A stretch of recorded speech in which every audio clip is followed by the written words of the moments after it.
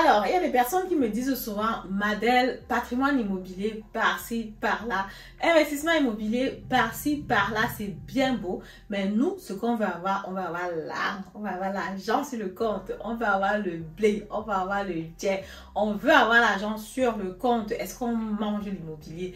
Comment est-ce qu'on peut faire pour transformer son patrimoine immobilier en cash? C'est ce que je veux voir avec toi dans cette vidéo après le générique.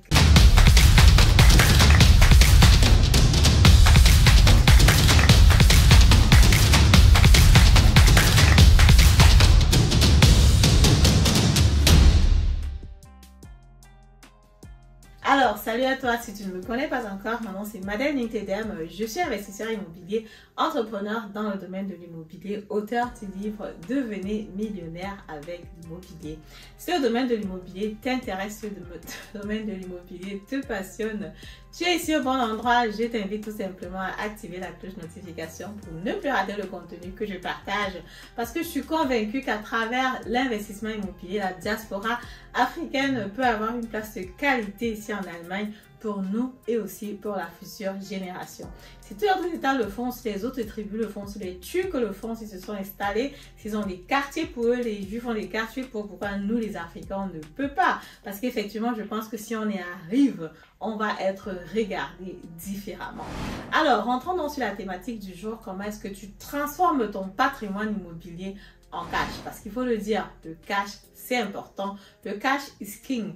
Mais bon, je vais faire une autre vidéo pour parler aussi de comment est-ce que tu segmentes ton patrimoine, parce qu'effectivement tu peux segmenter ton patrimoine en avoirs liquides et aussi en avoirs qui sont solides. C'est quelque chose que je vais vous expliquer dans une prochaine vidéo. Restons donc sur la thématique du jour, transformer son patrimoine en cash. Premièrement, ce que tu peux faire, c'est augmenter le loyer. Parce qu'effectivement, quand tu es propriétaire d'un bien immobilier, soit tu habites à l'intérieur, ça veut dire que tu économises ce loyer toi-même, ou alors tu mets le bien immobilier en location, dont tu prends les entrées du locataire pour payer les traites à la banque, pour payer tes charges. Le loyer du locataire que tu reçois, naturellement, c'est ton argent en fait, quoi. Mais pas le tout, parce qu'effectivement, il ne faut pas confondre. Le loyer est divisé en deux. Il y a une partie Kaltmiete, sans les frais supplémentaires, qui est pour toi.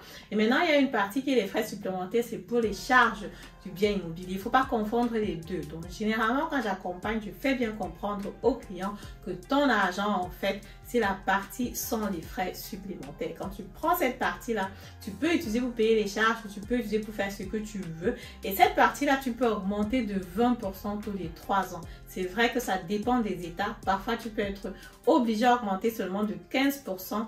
Mais seulement, ce qui est sûr, c'est que les augmentations de loyer en général sont possibles. Personnellement, je n'ai pas encore eu de difficulté avec une augmentation de loyer sur mes biens immobiliers privés et aussi sur les biens immobiliers des personnes que j'accompagne. Ce que tu peux faire aussi naturellement, c'est déjà dès la base de faire un contrat de bail où le loyer augmente automatiquement. Et là, tu sais aussi que chaque augmentation, ça te fait une plus-value, quoi. Donc, du coup, tu as un peu plus d'argent qui reste dans la caisse que par le passé. Et chaque fois qu'il y a un changement de locataire, tu as aussi comme ça la possibilité d'optimiser ton loyer et c'est aussi naturellement optimal. Tu vois donc que ton patrimoine immobilier, c'est pas seulement un patrimoine que tu as parce que tu dis que tu as un patrimoine, mais ça te ramène aussi du cash, ça te ramène de l'argent sur le compte. Le deuxième point, ce sont les avantages fiscaux. Mais là, ça va être possible seulement quand tu investis sur le bien immobilier locatif. Parce qu'effectivement, actuellement, plusieurs de mes clients sont en train de me contacter pour la déclaration d'impôt. Parce qu'effectivement, avec la déclaration d'impôt, tu peux comme ça gratter le maximum de ce que ton employeur t'a coupé, quoi. Parce que comme toi-même tu sais, quand tu reçois ton bulletin de paye, ton salaire brut est complètement différent de ton salaire net. Et ce que tu peux faire, c'est que si tu déclares à l'État que tu as fait des dépenses, par exemple sur un investissement immobilier en payant les taux d'intérêt, en payant l'amortissement du bien immobilier. Bon, c'est vrai que l'amortissement, c'est une dépense fictive. Tu ne la dépenses pas vraiment de façon réelle, mais elle est reconnue par l'État comme une dépense, quoi. Donc, du coup, c'est un avantage pour toi. Et aussi, toutes les autres charges relatives à l'investissement immobilier, entretien du bien immobilier, s'il y a eu des travaux, s'il y a eu des rénovations, etc. Ce sont des dépenses que tu vas, comme ça, pouvoir faire valoir au fisc et pour récupérer un maximum d'argent qu'il t'avait coupé au départ. Ne néglige pas cet aspect parce qu'effectivement c'est un aspect assez important.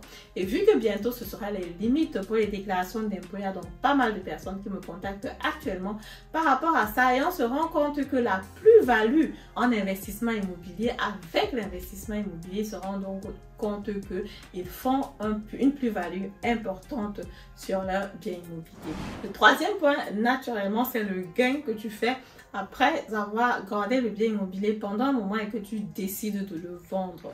S'il s'agit d'un bien immobilier locatif, tu as comme ça la possibilité de le vendre après 10 ans, je te ferai sans payer des impôts là-dessus. J'invite vraiment les personnes à investir dans l'immobilier maintenant parce qu'effectivement, cette loi est encore en vigueur. Si tu suis les partis politiques, il y a des partis politiques qui disent que c'est un peu injuste parce que les investisseurs immobiliers en profitent et qui sont les seuls qui en profitent parce que quel que soit le domaine sur lequel tu investis, tu n'as pas cet avantage-là. Donc du coup, les autres sont un peu jaloux et essayent comme ça de lancer un peu le sel sur notre truc. Mais bon, jusqu'à présent, la loi est en vigueur. J'avais discuté avec un notaire par rapport à ça et j'avais posé la question de savoir qu'est-ce qui se passe si la loi change. Il m'a dit de toute façon, si la loi change, normalement, elle devrait rester en vigueur pour les personnes qui ont acheté leur bien immobilier quand la loi était là. Donc du coup, c'est bien, je me dirais, d'acheter un bien immobilier encore quand cette loi est encore applicable pour pouvoir profiter de cela. Et aussi, naturellement, on a la possibilité comme ça de vendre le bien immobilier après 3 ans quand tu as vécu dans le bien immobilier. Tu peux aussi le vendre, je te ferai pour pouvoir avoir des capitaux pour faire d'autres investissements immobiliers. Bref, ce serait donc à toi de voir ou alors aller au pays, faire ce que tu veux, faire du business, etc., etc. Voilà, donc ce sont les 3 méthodes que je voulais partager avec toi que tu peux utiliser si tu veux transformer ton patrimoine immobilier en cash. Et si tu n'as pas encore de bien immobilier jusqu'à présent et que tu te demandes comment tu peux le faire, ce que je t'invite à faire naturellement, c'est déjà de prendre la première consultation chez moi qui est gratuite, qui me permet comme ça de te connaître, de savoir est-ce que tu es éligible pour l'investissement immobilier ici en Allemagne, parce qu'il ne faut pas seulement vouloir, il faut pouvoir. Je vous dis la vérité, c'est pas toutes les personnes qui vont vouloir, qui vont pouvoir à la fin. Il faut remplir certaines conditions.